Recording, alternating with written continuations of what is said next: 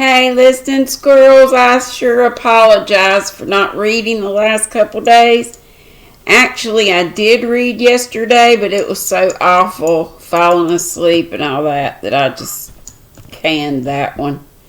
So I think we're still on chapter 5, and the last thing we read was that there was John brought the guy home for supper, and Meg had got the boy to pick currants, I think, or they saw the boy asleep under the currant bushes. That's where we ended.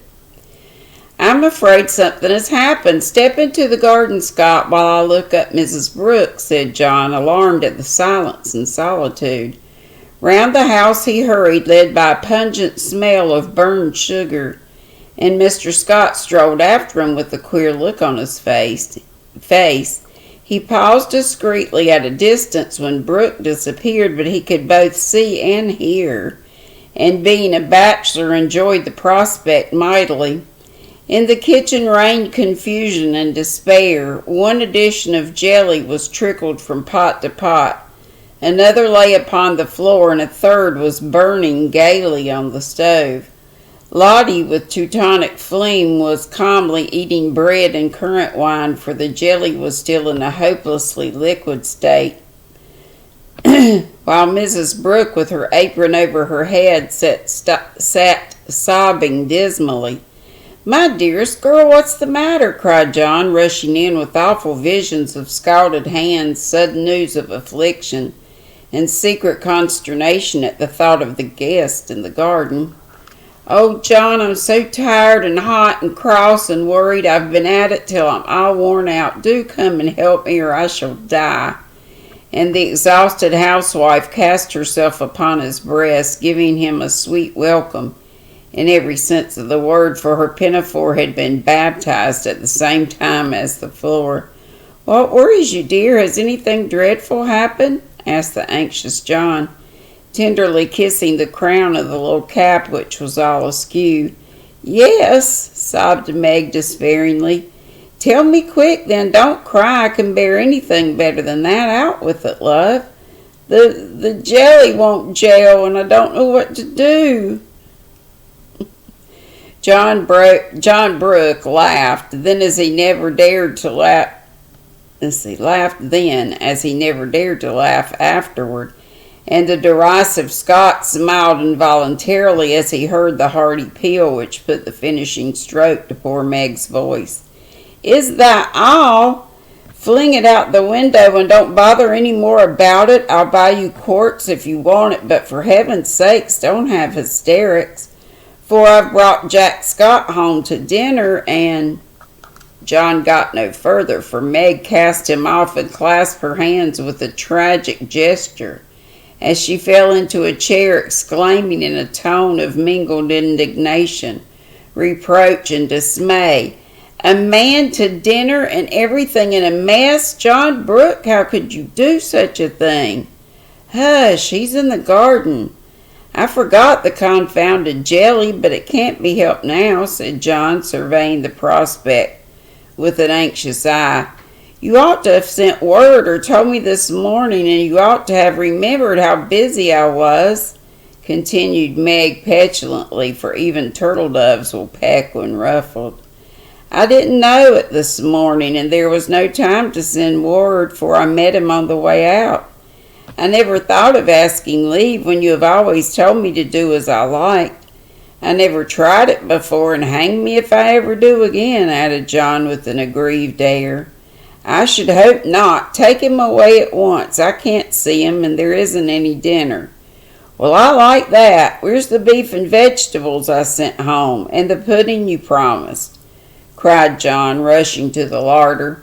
"I hadn't time to cook anything. I meant to dine at Mother's. I'm sorry, but I was so busy." And Meg's tears began again. John was a mild man, but he was human. And after a long day's work, to come home tired, hungry, and hopeful, to find a chaotic house, an empty table, and a cross wife was not exactly conducive to repose of mind or manner. He restrained himself, however, and the little squall would have blown over but for one unlucky word. "It's a scrape, I acknowledge, but if you will lend a hand, we'll pull through and have a good time yet.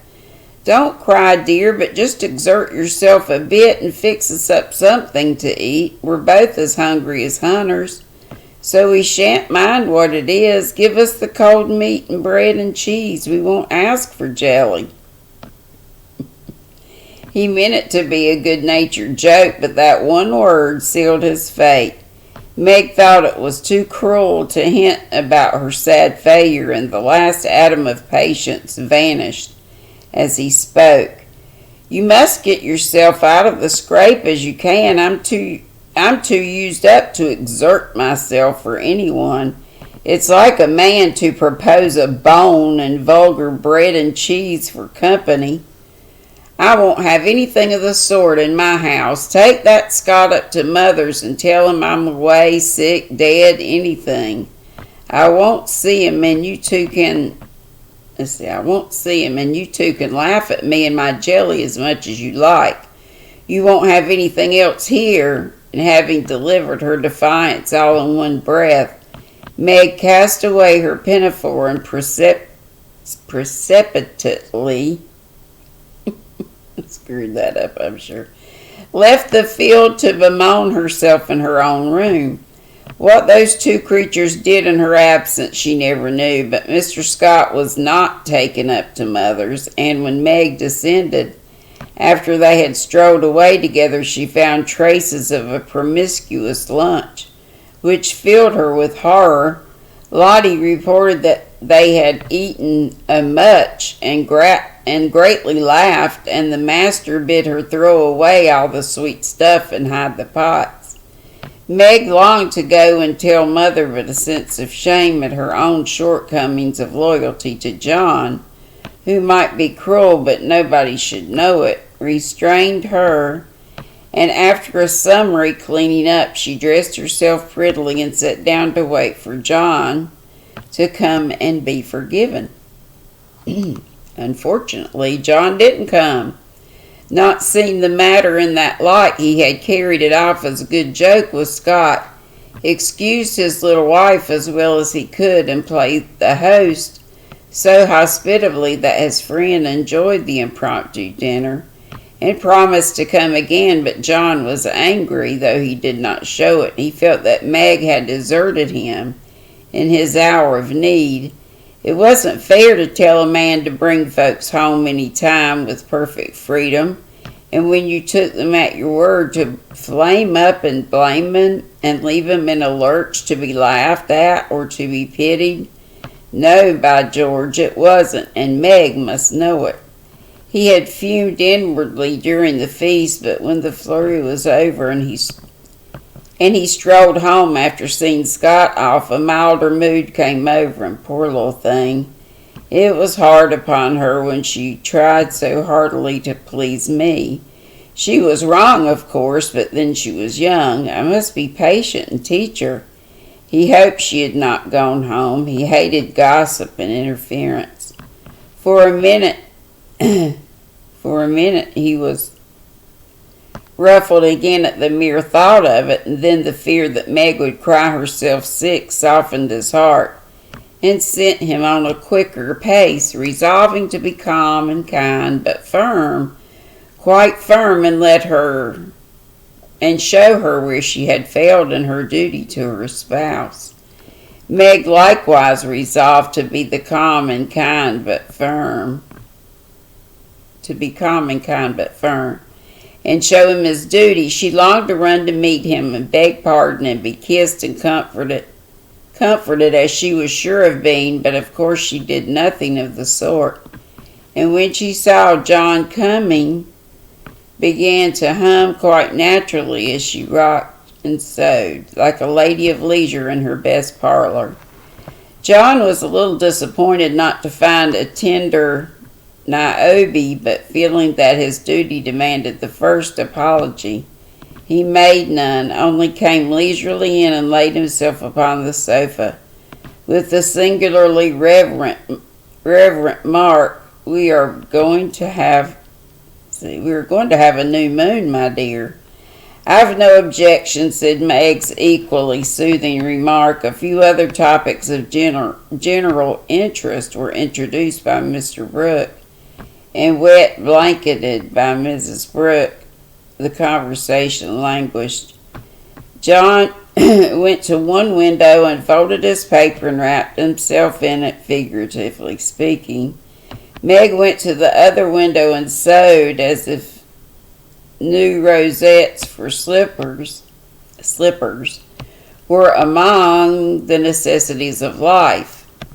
Neither spoke. Both looked quite calm and firm, and both felt desperately uncomfortable.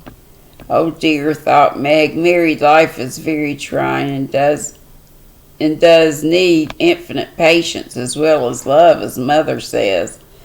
The word "mother" suggested other maternal counsels given long ago and received with unbelieving protests. "John is a good man, but he has his faults, and you must learn to see and bear with them, remembering your own. He is very decided, but never will be an obstacle.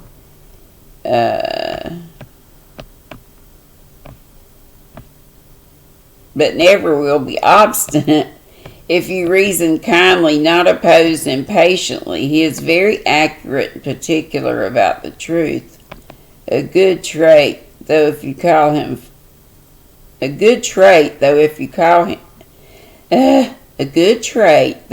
him fussy. Never deceive him by a look or word, Meg, and he will give you the confidence you deserve, the support you need. He has a temper not like ours, one flash, and then all is over." Doggone.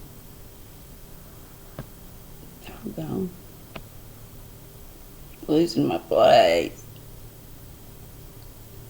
"But the white still anger that is seldom stirred, but once kindled is hard to quench.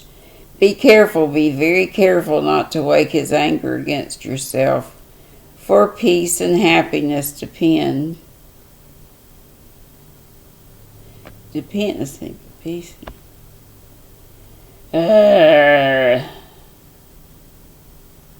For peace and happiness depend on keeping his respect.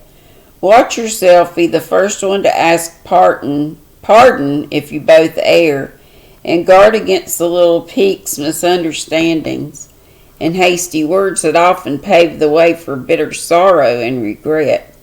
These words came back to Meg as she sat sewing in the sunset, especially the last. This was their first serious agreement. Her own hasty speeches sounded both silly and unkind. As she recalled them, her own anger looked childish now, and thoughts of poor John coming back home to such a scene quite melted her heart. She glanced at him with tears in her eyes, but he did not see them. She put down her work and got up, thinking, I will be the first to say, "Forgive me." But he did not seem to hear her. She went very slowly across the room, for pride was hard to swallow, and stood by him, but he did not turn his head. For a minute she felt as if she really couldn't do it. For a minute she felt as if she couldn't do it. Then came the thought, "This is the beginning. I'll do my part and have nothing to reproach myself with." And stooping down, she softly kissed her husband on the forehead. Of course that settled it. The penitent kiss was far better than a world of words, and John had her on his knee in a minute, saying tenderly, "It was too bad to laugh at the poor little jelly pots. Forgive me, dear, I'll never again." But he did, oh bless you, yes, hundreds of times, and so did Meg, both declaring that it was the sweetest jelly ever made, for family peace was preserved in that little family jar. After this, Meg had Mr. Scott to dinner by special invitation, and served him up a pleasant feast. It says and served him up pleasant. Without a cooked wife for the first course, on which occasion she was so gay and gracious, and made everything go off so charmingly that Mr. Scott told John he was a lucky fellow, and shook his head over the hardships of bachelorhood all the way home. In the autumn, new trials and experiences came to Meg. Sally Moffat renewed her friendship, was always running out for a dish of gossip at the little house, or inviting that poor dear to come in and spend the day at her house. It was pleasant, for in dull weather Meg often began to feel lonely.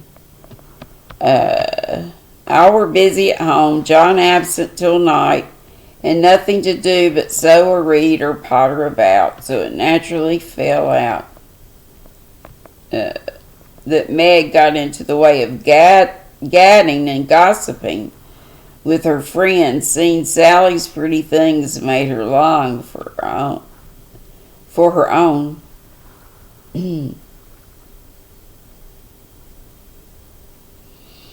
And pity herself because she had not got them. Sally was very kind and often offered her the coveted trifles, but Meg declined them, knowing that John wouldn't like it, and then this foolish little woman went and did what John disliked even worse. She knew her husband's income, and she loved to feel that he had trusted her, not only with his happiness, but what some men mean to value more, his money. She knew what it was, where it was free to take what she liked, and all he asked was that she should keep account in every penny. Bills,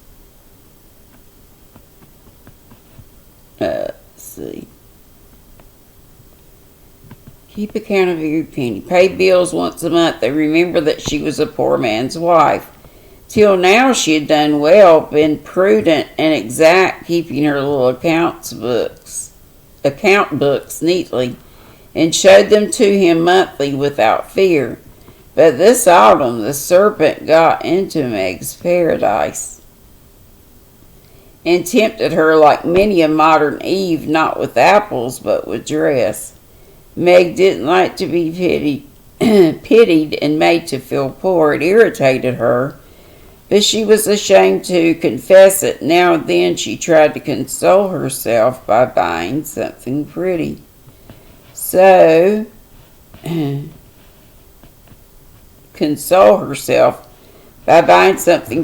Sally needn't think she had to economize. She always felt wicked after it, for the pretty things were seldom necessaries. But then they cost so little and it wasn't worth worrying about, so the trifles increased unconsciously, and in the shopping excursion she was no longer a passive looker-on. But the trifles cost more than one would imagine, and when she cast up her accounts at the end of the month, the sum total rather scared her. John was busy that month and left the bills to her.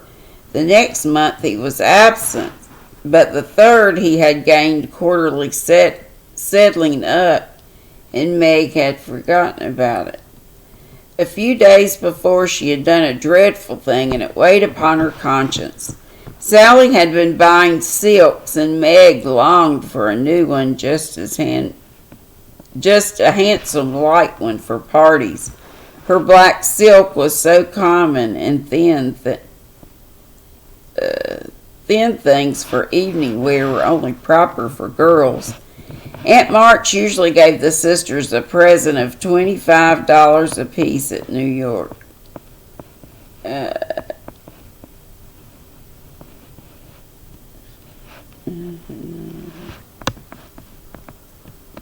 Aunt March usually gave the sisters a present of $25 apiece at New Year's. That was only a month to wait, and here was a lovely violet silk going on bargain, and she had the money if she only dared to take it. John always said what was his was hers, but would he think it right to spend not only the prospective 5 and 20, but another 5 and 20 out of the household fund? That was the question. Sally had urged her to do it, had offered to lend her the money, and with the best intentions in life had tempted Meg beyond her strength. In an evil moment, the shopman held up the lovely shimmering folds and said, "A bargain, I assure you." Let's see. Oh my gosh. Oh, falling asleep again, Lord help. A bargain, I assure you. I'll take it. And it was cut off and paid for, and Sally had exulted, and she had laughed as if it were a thing of no consequence, and driven away feeling as if she had stolen something and the police were after her. Once she got home, she tried to assuage the pangs of remorse by spreading forth the lovely silk, but it looked less silvery now, didn't become her after all, and the words $50 seemed stamped like a pattern down each breath. She kept it away, but let's see. She put it away, but it haunted her, not delightfully as a new dress should, but dreadfully like the ghost of a folly that was not easily laid. When John got out of his books that night, Meg's heart sank, and for the first time in her married life, she was afraid of her husband. The kind brown eyes looked as if they could be stern, and though he was unusually merry, she fancied he had found her out, but didn't mean to let her know it. The house bills were all paid, the books all in order. John had praised her and was doing the old pocketbook, and was undoing the old pocketbook, which they called the bank, when Meg, knowing it was quite empty, stopped his hand, saying nervously, "You haven't seen my private,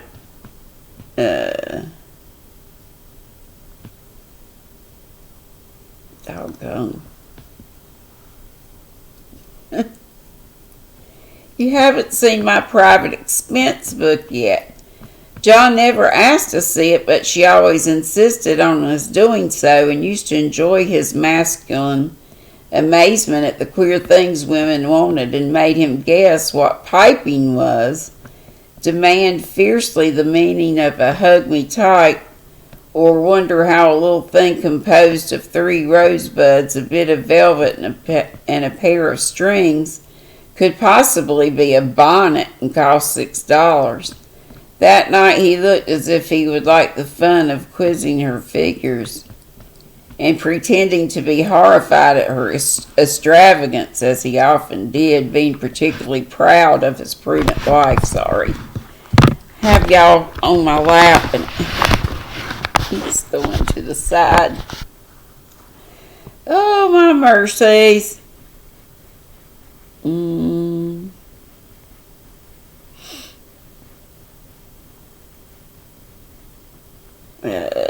The little book was brought slowly out and laid down before him. Meg got behind his chair under pretense of smoothing the wrinkles out of his tired forehead, and standing there she said, with her panic increasing with every word, "John dear, I'm ashamed to show you my book, for I've recently been dreadfully extravagant lately.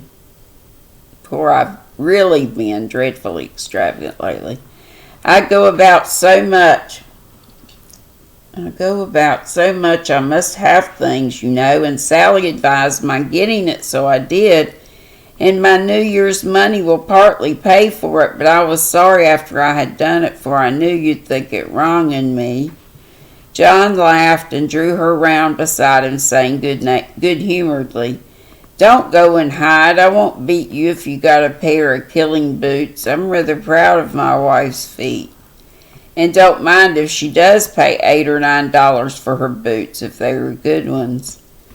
There had been one of the trifles, and John's eyes had fallen on it as he spoke. Oh, what will he say when he comes to that awful $50? Thought Meg with a shiver. It's worse than boots. It's a silk dress, she said with the calmness of desperation, for she so wanted the worst over. Well, dear, what is the demmed total, as Mr. Mantalini says? That didn't sound like John, and she knew he was looking up at her with a straightforward look that she had always been ready to meet and answer with one as frank. Till now. She turned the page in her head at the same time, pointing to the sum, which would have been bad enough without the 50, but which was appalling to her with that added. For a minute the room was very still. Then John said slowly, doggone it. John said slowly, but she could feel it. Cost him an effort to express no displeasure. Well, I don't know that 50 is much for dress. With all the furbelows and notions you have to finish it off these days. It isn't made or trimmed, sighed Meg faintly, for a sudden recollection of the cost still to be incurred quite overwhelmed her. 25 yards of silk seems a good deal to cover one small woman, but I've no doubt my wife will look as fine as Ned Moffat's when she gets on it, said John dryly. I know you're angry, John, but I can't help it. I don't mean to waste your money, and I didn't think these little things would count up so. I can't resist them when I see Sally buying all she wants and pitying me because I don't. I try to be contented, but it's hard, and I'm tired of being poor. The last words were spoken so low she thought he did not hear them, but he did. And they wounded him deeply, for he had denied himself many pleasures for Meg's sake. Hey guys, I'm going to stop there. This is a long chapter. I am getting sleepy again and thirsty. So sorry. This is a chapter that never ends. Especially when I tried to read yesterday and it was awful. And this is probably awful too. I hope it makes some sense to y'all. Sorry for the pauses and getting lost. Waiting on my daughter to come back and trying to pack my kitchen sink that I brought over here for staying just a few days, a long weekend. But she just texted me to let me know they should be back by 2. So I'm going to try to wait on them before I get back home and have to go live. I hope I'm able to go live. I've really been feeling it with the sinusy stuff, but I always feel better when I go ahead with it. Okay, I love y'all bunches and hope to see you live at 5 today. Be sweet, don't be ugly. Bye-bye.